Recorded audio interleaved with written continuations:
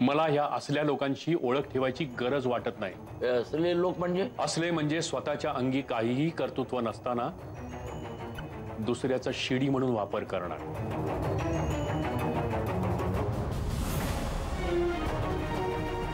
नाही, याच्या कर्तृत्वाबद्दल काय तुम्हाला काय माहित काय? जाऊ दे ना। तू थांब जरा, मला बोलू दे जरा। कोणाला म्हणता तुम्ही? हा, या जयला? नाही नाही, वयानं अनुभवानं तो लहान आहे, हा, पण त्याला ना नात्याचा आदर आहे म्हणून तो शांत आहे।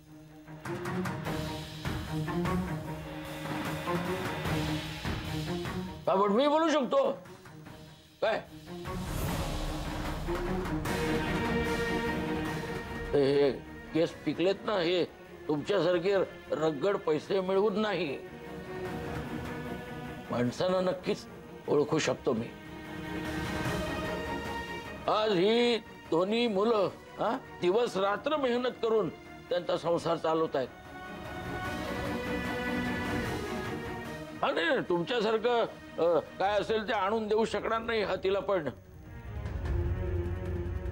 पैशापेक्षा लाख मोलाचं प्रेम देतो हा तिला। हा,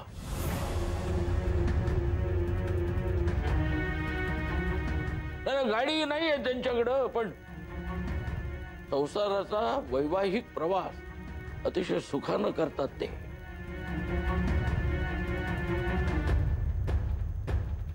स्वतःचं घर नसेल त्यांचं, पण मनात एकमेकांसाठी खूप जागा आहे आणि दुसऱ्यांसाठी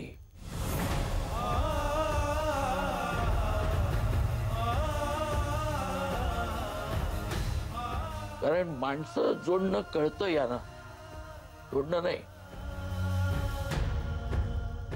आज आम्ही म्हातारा म्हातारी इथं आलोय ना, ते यांच्यामुळे।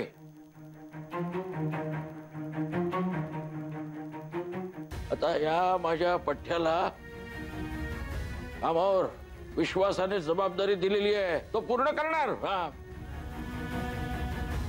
मला काही शंका नाहीये।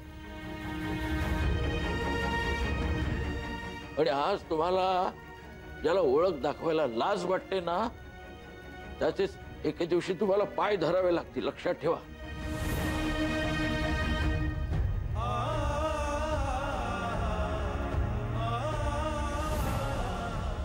अहो काय बोलताय तुम्ही? मोठं नाहीये ते, तुम्ही जे करताय ना त्याची माफी मागावी लागणार आहे एक दिवस तुम्हाला, लक्षात ठेवा। त्याला मिळालेल्या संधीचं त्यानं सोनं केलं ना, की बघा कसे दिवस पालटतील त्यांचे। आणि तुमच्यापेक्षा अधिक यशस्वी होईल तो।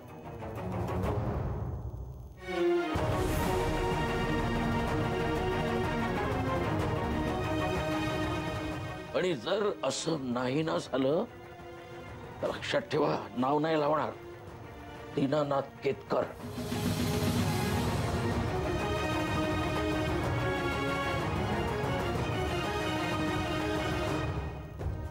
लुक यू, हे बघा, आता आपण निघूया ना, प्लीज निघूया, चला ना।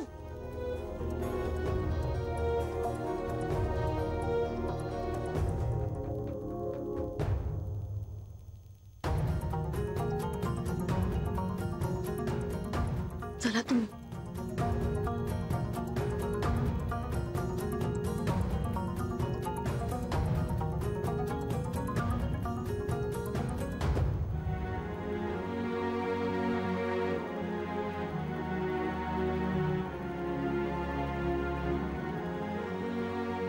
काय जा, तुम्हाला कुठे जाऊन यायचं होतं ना, जा जा जा जा।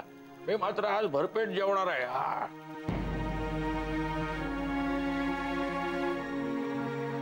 जा।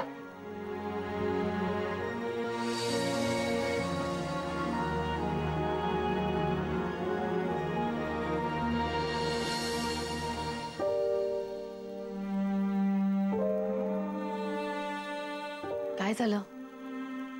अपसेट आहात का? अपसेट? मी कशाला अपसेट पण? नाही, अदिती भेटली ना म्हणून मला वाटलं। चूक, या एवढ्या तेवढ्या गोष्टींनी मी अपसेट होत नाही, पण कुठल्या तरी फालतू माणसाची जर अवास्तव स्तुती केली ना तर डोकं जातं माझं. हा हा यशस्वी होणार. अरे भविष्याच्या मनोराज्यात कोणी स्वप्नांचे इमले बांधून यशस्वी होत नाही. त्यासाठी इथे वर्तमानात मेहनत करायला लागते. तेव्हा कुठे यश दिसतं. हे मेहनत करणार, हे फक्त स्वप्न बघणार. अहो प्लीज. प्लीज काय? ही फक्त स्वप्न बघणारी माणसं आहेत ना, ही कधीही यशस्वी होत नाहीत. हा मेहनत करणार आहे. आपली बिचारी आदिती, तिनं ही फक्त स्वप्न पाहिली. नको ती. माझी फक्त एकच इच्छा आहे, हा माणूस पुन्हा माझ्या नजरेसमोर यायला नको. तो दिसला ना तरी सुद्धा संताप होतो माझा. तळपायची आग जाते मस्तकात.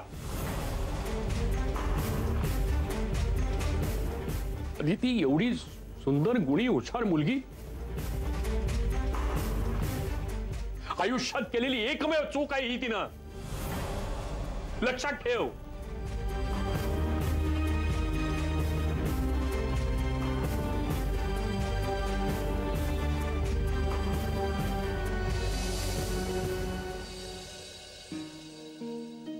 चला जयराव, पार्टी नीट झाली. आता कसं आहे, कामं सुद्धा सगळी नीट होते तुमची, म्हणजे आम्हाला असे सारख्या सारख्या पार्ट्या मिळतील. हो काका, मी नक्की चांगलं काम कर. जा आराम करा दोघं.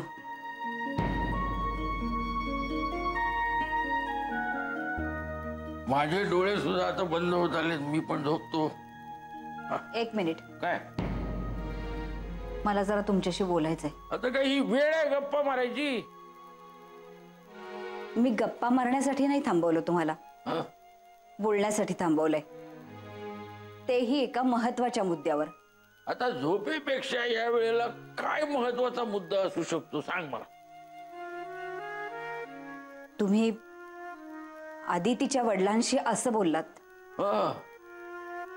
म्हणजे तुला आता वादाला मुद्दा काढायचा आहे? मला नाही आवडलं तुमचं बोलणं. पण ते ह्या पोरांशी असे वागतात ते आवडतं का? आता इतकी गुणी मुलगी, सगळ्या जावई आहे, संबंध चांगले ठेवणं सोड, साधी ओळख सुद्धा दाखवत नाहीत त्यांना. हे बघा, मी तिच्या वडिलांचं समर्थन करत नाहीये, पण दाभोळकर हे आदितीचे वडील आहेत आणि कुठल्याही मुलीला आपल्या वडिलांशी असं वागलेलं आवडत नाही. अहो, कसं वाटलं असेल आदितीला? तुमच्या बोलण्यात चुकीचं काही नव्हतं, पण मुद्दे बरोबर असले तरी पद्धत आणि वेळ चुकीची होती, ज्यामुळे आदिती दुखावू शकते. तुम्ही निदान तिच्या मनाचा तरी विचार करायचा होता.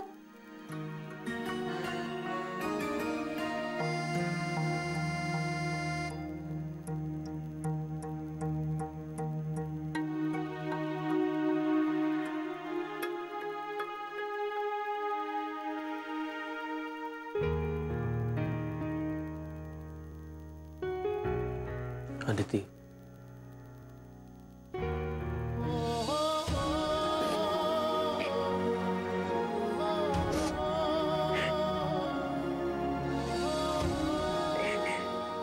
अदिती,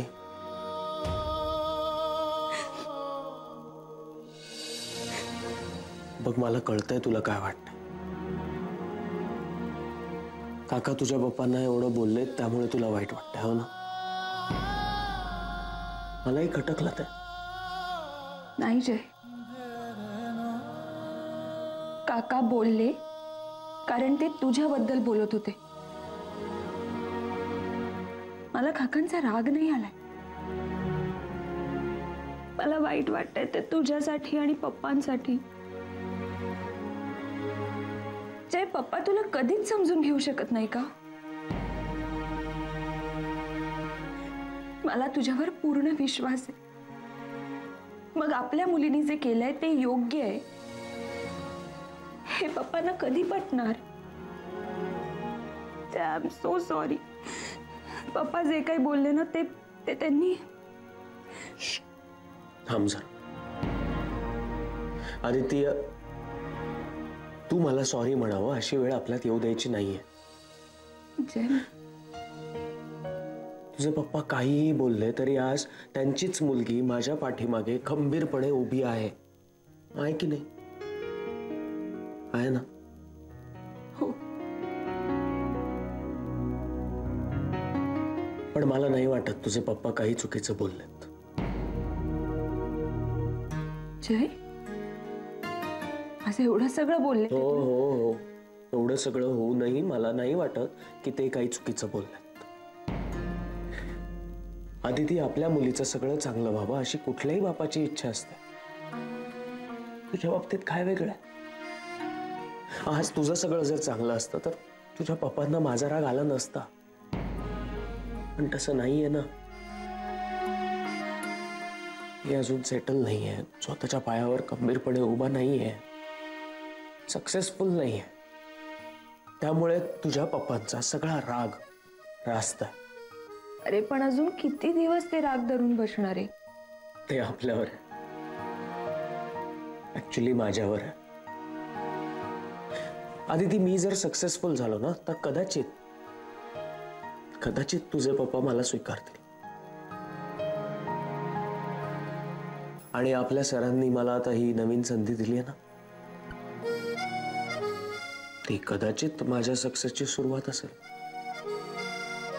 म्हणजे उद्या जेव्हा मी सक्सेसफुल होऊन तुझ्या पप्पांसमोर जाईल तेव्हा कदाचित परिस्थिती काका म्हणाले तशी असेल. ही माझी इच्छा नाही आहे की तुझ्या पप्पांनी माझ्यापर्यंत यावं, पण निदान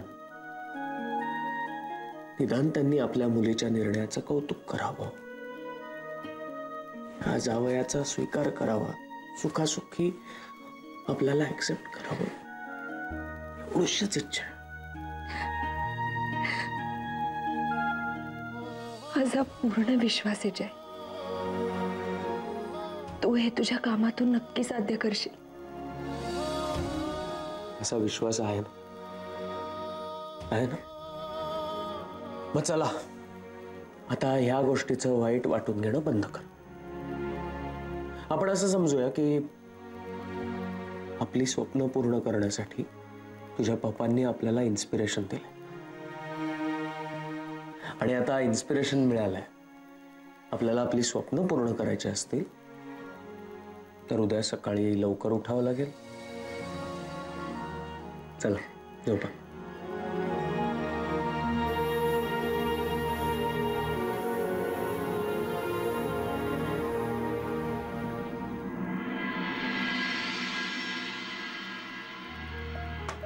काकू, काकू, काका, काकू कुठे आहेत? बाहेर गेले. 2-3 दिवस दूध बोलल्याने दूध नाही टाकलं. आज सकाळी चहासाठी शेजारून उसनं घेऊन यावं लागलं तेव्हा मला चहा मिळाला. त्यामुळे सकाळी सगळे त्याला झापायला गेले. काकू झापणार त्याला? मग झापायलाच हवं. काय कुठलीही गोष्ट वेळच्या वेळीच बोलायला हवी, नंतर बोलल्यानं फायदा होत नाही. काय आपल्या बोलण्यामुळे जर कोणी दुखावलं असेल तर त्याला वेळीच समजावायला पाहिजे ना. म्हणजे तू काय निघते म्हणून सांगायला आलीस काय? हो. हा मग दरवेळी काय काकूनच सांगायला पाहिजे?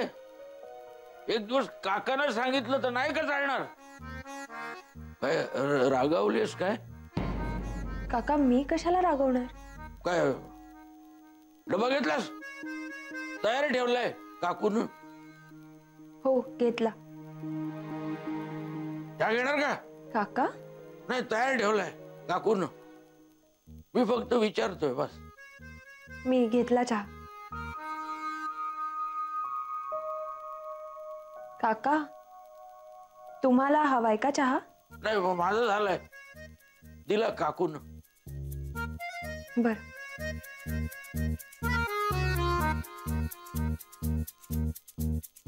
काका हा काही बोलायचंय का?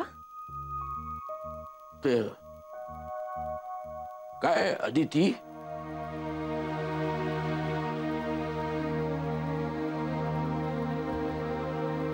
करताय तुम्ही? ते काय ते बोलायला काही सुचलं नाही म्हणून हा पर्याय. सॉरी हा. तुझ्या बाप्पांना मी काल लागेल असं बोललो. वाईट वाटलं का? वाईट वाटलं, पण आत्ता. हा काल माझ्या पप्पांशी माझे बाबा बोलत होते,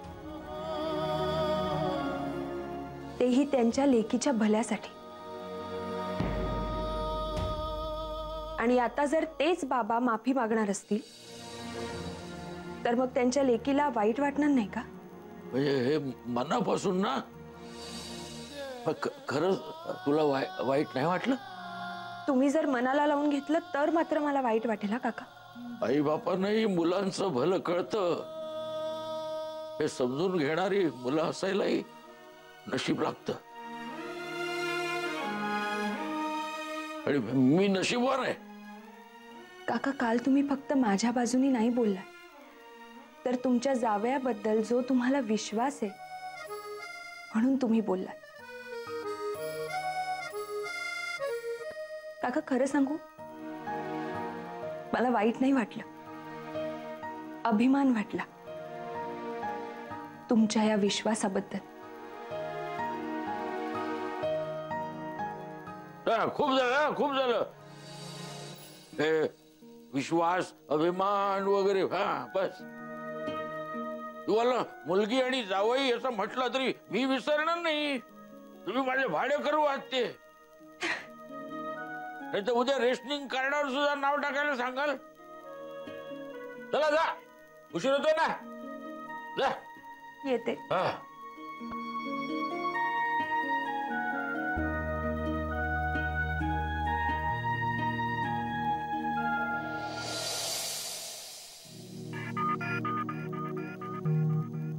गुड मॉर्निंग. Good morning. आलात? आता इथं सही करा आणि लवकर सरांच्या केबिन मध्ये जा. सर. हो, सरांनी बोलवलंय म्हणून सांगतोय. Good morning. Good morning. बरं झालं तुम्ही वेळेवर आला. सही करा आणि सरांनी तुम्हालाही बोलवलंय. तुम्हालाही म्हणजे? मलाही बोलवलंय. अहो जा जा लवकर, सर तिकडे वाट बघतायत. लवकर, सर वाट बघतायत तिकडे. द्या इकडे.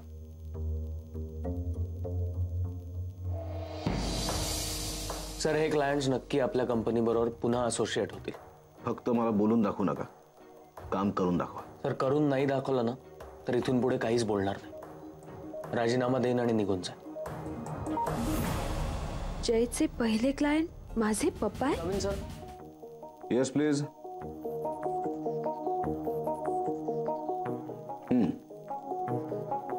मिस्टर खानोलकर, मिस दाभोळकर, बसा प्लीज.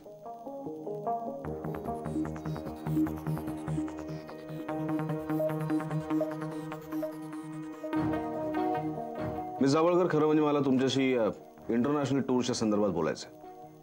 त्याच्यासाठी आपल्याला वेगळं प्रेझेंटेशन तयार करावं लागेल, पण त्याआधी सगळ्यात महत्त्वाचं मला जयरामशी बोलायचं. जयराम, मी काही जुन्या आपल्या सोडून गेलेल्या कॉर्पोरेट क्लायंटची लिस्ट काढली. त्या सगळ्यांचा नीट अभ्यास करायला लागेल. त्यांची कारणं काय सोडून जाण्याची, का ते सोडून गेले, काय प्रॉब्लेम झाला, त्या सगळ्याचा नीट अभ्यास करायला लागेल. आणि एकाच वेळेस सगळ्या क्लायंट्सला अप्रोच करून चालणार नाही. स्टेप बाय स्टेप एक एक क्लायंट्सला तुम्ही जाऊन भेटलं पाहिजे, तुमचं प्रेझेंटेशन त्यांच्यापर्यंत दिलं पाहिजे आणि या सगळ्या क्लायंट्सला आपल्या कंपनीकडे परत आणलं पाहिजे. हे जुने क्लायंट्स परत यावेत ही फक्त माझी एकट्याची इच्छा नाही, तर आऊची तशी इच्छा आहे. आपल्या कंपनीपासून तुटलेली माणसं पुन्हा एकदा आपल्या कंपनीशी जोडली जावीत, हाच तिचा हेतू आहे. येस सर, मी नक्की प्रयत्न करेन. प्रयत्न फसू शकतात मिस्टर जयराम.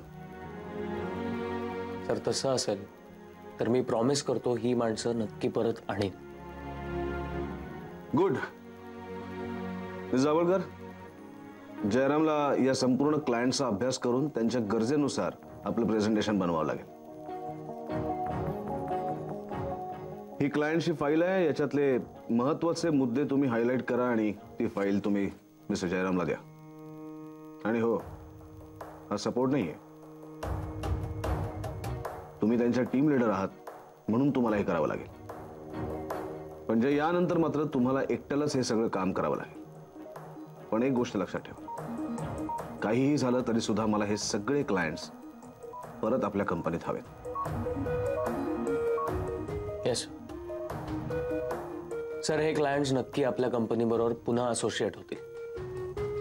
फक्त मला बोलून दाखवू नका, काम करून दाखवा.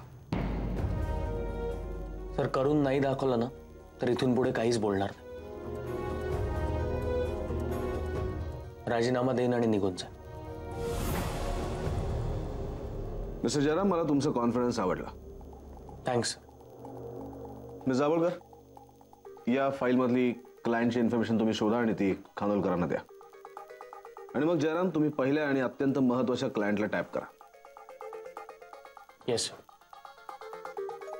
आता कामाला लागा मिस्टर जयराम आणि दिलेला शब्द पूर्ण करा.